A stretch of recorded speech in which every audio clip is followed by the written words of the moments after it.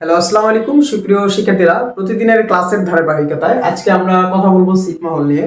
তো ছিটমহল কি সেটা আমাদের আগে জানতে হবে। ছিটমহল হচ্ছে, ধরেন বাংলাদেশের কোনো জায়গায় সেটা যদি ভারতের টেরিটরির ভিতরে থেকে থাকে সেটা হচ্ছে বাংলাদেশের ছিটমহল। আবার ধরেন ভারতের কোনো জায়গায় সেটা যদি বাংলাদেশের ভিতরে অবস্থিত থাকে সেটা হচ্ছে ভারতের ছিটমহল। তো এরকম ভাবে ছিটমহল হচ্ছে একটা দেশের জায়গা আর একটা দেশের ভিতরে যদি চলে যায় বা অবস্থিত হয়, টেরিটরির ভিতরে যদি পড়ে যায় সেটাকে মেনলি ছিটমহল বলা হয়।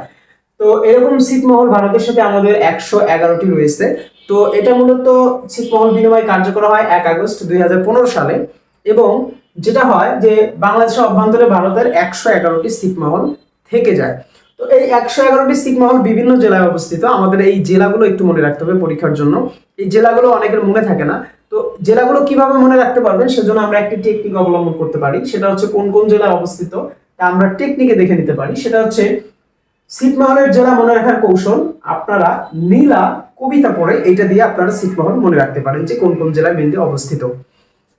তো নীলা কবিতা পড়ে এটা দিয়ে আমরা নিতে নীলফামারী মনে রাখতে পারি, যেখানে ভারতের ছিটমহল রয়েছে 4টি, যেটা বাংলাদেশের ভিতরে অবস্থিত। তারপরে লা দিয়ে মনে রাখতে পারি লালমনিরহাট, সেখানে 59টি ছিটমহল বাংলাদেশের ভিতরে অবস্থিত। তারপর হচ্ছে কবিতা ক দিয়ে আমরা মনে রাখতে পারি কুড়িগ্রাম, যেখানে 12টি ছিটমহল ভারতের ছিটমহল বাংলাদেশের ভিতরে অবস্থিত। এবং প দিয়ে পঞ্চগড় মনে রাখতে পারি, যেখানে ভারতের 36টি ছিটমহল বাংলাদেশের ভিতরে অবস্থিত।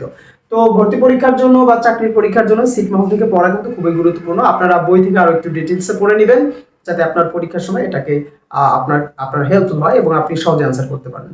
তো আজকে এরকম শর্ট ক্লাসই থাকবে। ধন্যবাদ সবাইকে।